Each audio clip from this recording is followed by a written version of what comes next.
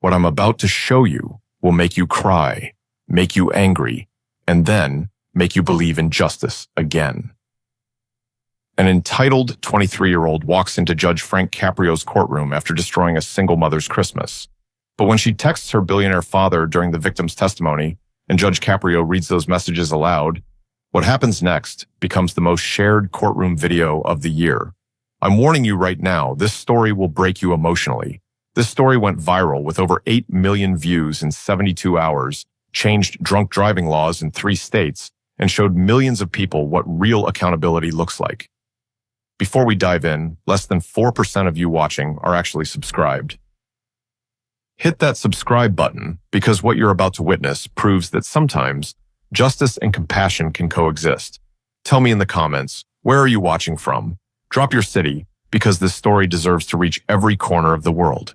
It's 11:27 p.m. on Christmas Eve, and Providence is blanketed in snow. Maria Chen, a 34-year-old single mother, is driving home from her nursing shift with her 3 children in the back seat. Sophie, 10, Tyler, 8, and Emma, 6. In the trunk are wrapped Christmas presents, $2,400 worth of gifts that Maria saved for over 11 months. Every extra shift, every skipped lunch, every sacrifice so her children could have one perfect Christmas morning. Behind Maria's Honda, a black Mercedes G-Wagon approaches at 73 miles per hour in a 30 zone. The driver is Lauren Ashford, 23, daughter of billionaire tech CEO Richard Ashford. Her blood alcohol content is 0.18, more than twice the legal limit. She's texting her boyfriend, angry after arguing with her father. She doesn't see the red light. She doesn't see Maria's stopped Honda. She doesn't see the 3 children in the back seat. The impact happens at 11:29 p.m. Maria's Honda is thrown into the intersection. The trunk bursts open. Wrapped presents explode across Hope Street like confetti, boxes tumbling through snow, wrapping paper tearing. Inside the car, Emma is screaming. Tyler is crying, holding his arm. Sophie has a cut above her eyebrow. Maria tastes blood, but her first thought is her children. Around them, destroyed Christmas presents scatter across the street. A baby doll with a cracked face, a gaming console with a shattered screen, books soaked in slush. Everything Maria worked for, destroyed. Providence police officer Marcus Johnson arrives 4 minutes later. His body camera captures everything. He finds Maria standing in the street holding 6-year-old Emma while Sophie and Tyler sit on the curb with blankets from neighbors. Destroyed presents everywhere. "Ma'am, are you injured?" Officer Johnson approaches Lauren, still sitting in her Mercedes. "Do you know who my father is?" Lauren says, reeking of alcohol, eyes glassy. "Ma'am, step out of the vehicle." "I'm calling my father. You're making a huge mistake." The body camera shows Officer Johnson's patience wearing thin. He asks her to perform field sobriety tests. She fails every one. When he requests a breathalyzer, Lauren's response is caught on audio. "This is ridiculous. That woman pulled out in front of me. Her kids aren't even hurt. It's just stuff. We'll just buy them new stuff." Officer Johnson looks at the destroyed presents, at Maria holding her sobbing child. "Just stuff," he repeats quietly, disgust in his voice. Lauren Ashford is arrested at 11:53 p.m. She's released 4 hours later after her father's attorney arrives with $50,000 in cash bail. Maria and her children spend Christmas Eve in the emergency room. Sophie needs 6 stitches. Tyler has a sprained wrist. Emma is physically fine but traumatized. They get home at 4:30 a.m. on Christmas morning. There are no presents. Christmas is destroyed. If you're already feeling the weight of this story, hit that like button. Your engagement helps stories like this reach people who need to see that justice still exists. 21 days later, the case reaches Judge Frank Caprio's courtroom. It's a Tuesday morning, 10 a.m., and the courtroom is packed. At 10:15, Lauren Ashford walks in wearing a Burberry coat that costs more than Maria's monthly rent. Designer handbag, perfect hair, and makeup. She looks like she's heading to brunch, not facing criminal charges. Maria is already seated, wearing her nursing scrubs, exhausted from working double shifts trying to replace what was destroyed. Judge Caprio enters. Everyone rises. He takes his seat, adjusts his glasses, looks at Lauren. "Miss Ashford, you're charged with driving under the influence, reckless driving, and 3 counts of child endangerment from Christmas Eve. How do you plead? Her attorney stands immediately. Your Honor, my client pleads not guilty. We believe this was an unfortunate accident, that Miss Ashford's blood alcohol was within acceptable limits. Judge Caprio's eyebrows rise. Counselor, the breathalyzer showed .18. That's more than twice the legal limit. We'll be filing motions to suppress. Judge Caprio nods slowly. Before we discuss motions, I'd like to hear from the victim. Miss Chen, please approach. Maria stands, hands shaking. She's sworn in, takes her seat. Miss Chen, can you tell me what happened on Christmas Eve? Maria takes a deep breath. Your Honor, I was stopped at a red light. I'd just finished a 14-hour shift. My 3 children were in the back seat. It was 11:30 at night, and I was thinking about how excited they'd be Christmas morning. She pauses. Then there was this terrible sound. We were thrown forward. My children were screaming. I thought we might die. Thank God you didn't. What happened after? I checked my children first. Emma was hysterical. Tyler was holding his arm. Sophie had blood on her face. Then I saw all the presents in the street. Her voice gets quieter. I'd been saving for 11 months, $2,400, every extra shift, things I knew would make them happy, and they were just scattered everywhere, destroyed. Judge Caprio removes his glasses. What did the defendant say to you? She said, it's just stuff. We'll just buy you new stuff. The courtroom stirs. Judge Caprio's jaw tightens. He looks at Lauren, who's scrolling through her phone under the table. Miss Ashford, are you texting right now? Lauren looks up, startled. I'm sorry, Your Honor. I was just checking something. During the victim's testimony, put the phone away, now. Lauren drops it into her handbag with an exaggerated sigh everyone hears. Judge Caprio returns to Maria. Can you tell me about the impact on your children? Maria starts crying. Your Honor, Emma is 6. She had nightmares for 2 weeks. She won't get in a car without crying. Tyler sprained his wrist, missed baseball training. Sophie needed stitches. She has a scar she'll have forever. She looks at Lauren. But it's not the physical injuries that hurt most. We didn't have Christmas. I told them presents didn't matter, but they're children. They don't understand. Santa didn't come. The one day that's supposed to be magical was taken by someone who couldn't stop drinking and texting. Guys, what happens next is explosive. If you're not subscribed, hit that button now because Judge Caprio is about to do something unprecedented. I work 2 jobs, Your Honor, Maria continues through tears. I'm all they have. I worked so hard to give them one special day. She took that. She said it was just stuff. But it was 11 months of sacrifice, 11 months of choosing work over time with my children so I could give them one perfect morning. Miss Chen, did Miss Ashford reach out after the accident? To apologize? To check on your children? Maria shakes her head. No, Your Honor. The only communication was from her attorney 3 days ago, offering me $500 not to testify today. The courtroom erupts. Judge Caprio slams his gavel. Order! He looks at Lauren's attorney. Is that true? Did you offer $500 not to testify? The attorney stands, less confident now. Your Honor, we made an offer to settle privately. That's witness tampering, counselor. You're dangerously close to contempt. Judge Caprio stands and walks around his bench, eliminating the formal distance. Miss Ashford, stand up, please. Lauren stands slowly, inconvenienced rather than remorseful. Miss Ashford, I've been on this bench for over 30 years. I've seen thousands of DUI cases, people who make genuine mistakes and feel truly sorry. He pauses. You are not one of those people. Your Honor, I'm not finished. You drove drunk on Christmas Eve at 73 miles per hour texting. You destroyed Christmas for a family that saved all year. Your response was, it's just stuff. Do you understand what you took from those children? Not just presents, but their faith, their safety, their belief that the world is fair. Lauren opens her mouth, but her phone buzzes in her handbag. Everyone hears it. Miss Ashford, is that your phone? I told you to silence it. It's just a text. I'll ignore it. The same way you ignored the red light, the speed limit, the consequences? Lauren reaches into her bag, glances at the screen, and starts typing. Miss Ashford, are you texting right now in my courtroom? Lauren looks up, caught. I'm just telling my dad what's happening. Your father? Give me that phone, right now. What? Hand me that phone immediately. Lauren reluctantly hands over her iPhone. Judge Caprio looks at the screen and his expression changes to disbelief.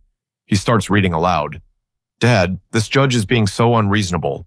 The woman is literally crying about Christmas presents. Like, we'll just buy her new stuff. Can you call someone? I want this over with. I have lunch plans at 12:30. The courtroom explodes. Judge Caprio holds up his hand for silence.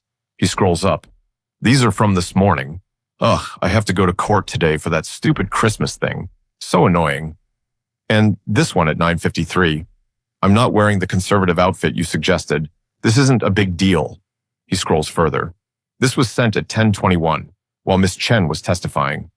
Dad, seriously, call Judge Caprio's office. This is ridiculous. I said we'd pay for stuff. What more does she want? What more does she want? Judge Caprio's voice rises. She wants her children to feel safe. She wants Christmas back. She wants 1 ounce of genuine remorse. He looks at the phone again. And this one sent 4 minutes ago. Dad, get me out of this. She's being so dramatic. It's not like her kids died. The courtroom goes silent. Maria stands up, body shaking. It's not like my kids died. You could have killed them. 73 miles per hour, drunk, texting. My 6-year-old has nightmares. You're texting your daddy that I'm being dramatic because they didn't die? Judge Caprio gently guides Maria to her seat. Miss Ashford, I'm going to call your father, right now, on speakerphone. Your Honor, that's not... Her attorney starts. Bailiff, get me Richard Ashford's office number. The phone rings. A professional voice answers. Richard Ashford's office. This is Judge Frank Caprio from Providence Municipal Court. I need Mr. Ashford immediately regarding his daughter's case. One moment, please. A confident male voice comes on. Judge Caprio, this is Richard Ashford.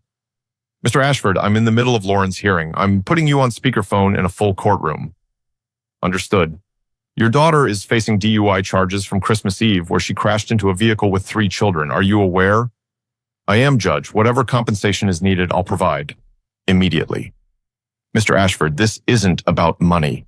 Your daughter has been texting you throughout this hearing, including during victim testimony, complaining the victim is dramatic, calling this stupid, asking you to call my office, saying it's not like her kids died.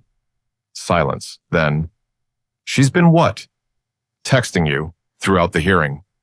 The silence stretches. Put her on. Lauren's face goes pale. Dad, I can explain. Put her on the phone, Judge. Lauren picks up with shaking hands. Dad, he's making it sound worse. I read your texts, Lauren. Every one.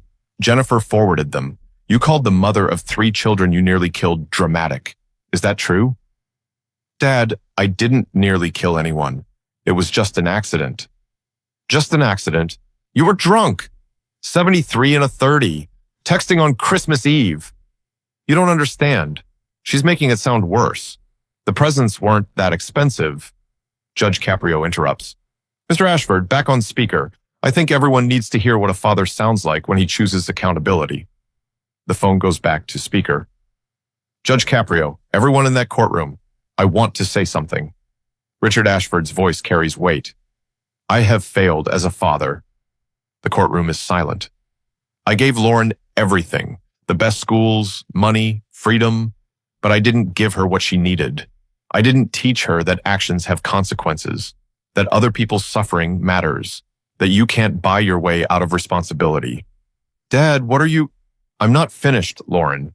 Judge Caprio, whatever sentence you believe appropriate, I support completely. No lawyer games, no appeals.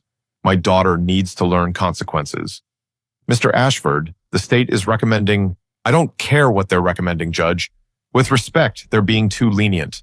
My daughter destroyed Christmas for 3 children. She could have killed them.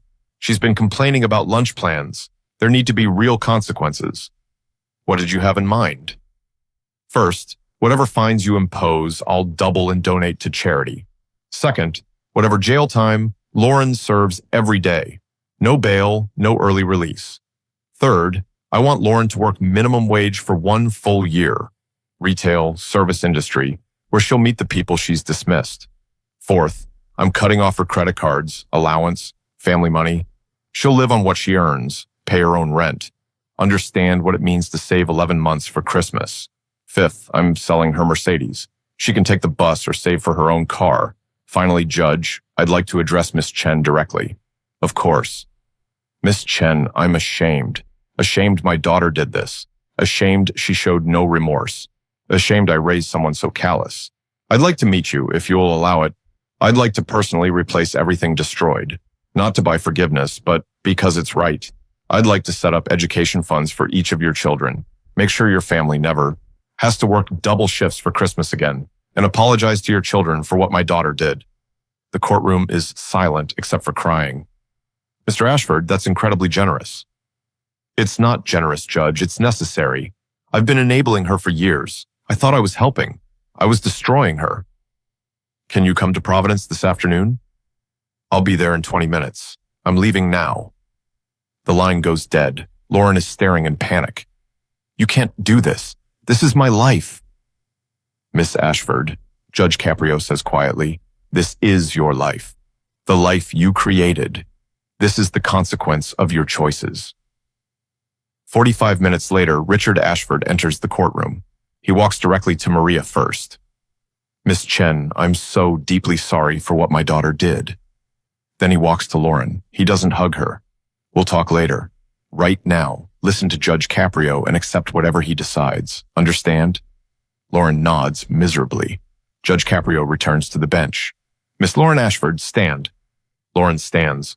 The evidence is overwhelming. Blood alcohol 0.18, 73 and a 30, texting while driving. You crashed into 3 children on Christmas Eve. Destroyed $2,000 of presents. Showed no remorse. Attempted to bribe the victim. Texted during this hearing calling her dramatic and saying, it's not like her kids died, and he pauses. However, I've witnessed something remarkable. A father choosing accountability over protection. Here is your sentence. 90 days, Providence County Jail, every day, no early release, $5,000 for reckless driving, $15,000 for 3 counts child endangerment, license suspended 2 years, 200 hours community service with drunk driving victims, alcohol counseling twice weekly for 1 year, written apology to each child, minimum wage employment for 1 year after release, restitution of $2,400 for presents, plus $15,000 for pain and suffering, total financial penalty, $42,400. Mr. Ashford will double it, donating $42,000 to charity Miss Chen chooses. Lauren looks faint. Miss Ashford, you thought your father's money would save you. You were wrong. Your father did something today that took courage. He chose to be a good parent instead of a protective parent. That's real love, not Mercedes and credit cards. The kind that says, you're better than this. 90 days gives you time to think. Minimum wage for a year teaches you what it means to work. 2 years without a license teaches you driving is a privilege. Community service shows you real consequences. Judge Caprio stands. You can emerge bitter or better. The choice is yours, but the consequence is real, starting now. Bailiff, take Miss Ashford into custody. As Lauren is led away in handcuffs, she looks back at her father. Richard Ashford doesn't look away, but doesn't comfort her. He just nods once. 6 months later, Lauren has served her 90 days and is working at Target, making $14 an hour. She lives in a small studio, takes the bus, attends counseling. The entitlement is gone. She wrote real letters to Sophie, Tyler, and Emma. Sophie wrote back, I forgive you, but please don't ever drink and drive again. 1 year later, Richard Ashford meets Lauren at a coffee shop. I'm proud of you. For the first time in your life, I'm genuinely proud. Lauren cries. It was the hardest year of my life. I know, but look at you now. You're working for things, appreciating what you have, thinking about others. That's the daughter I always wanted. Richard kept every promise.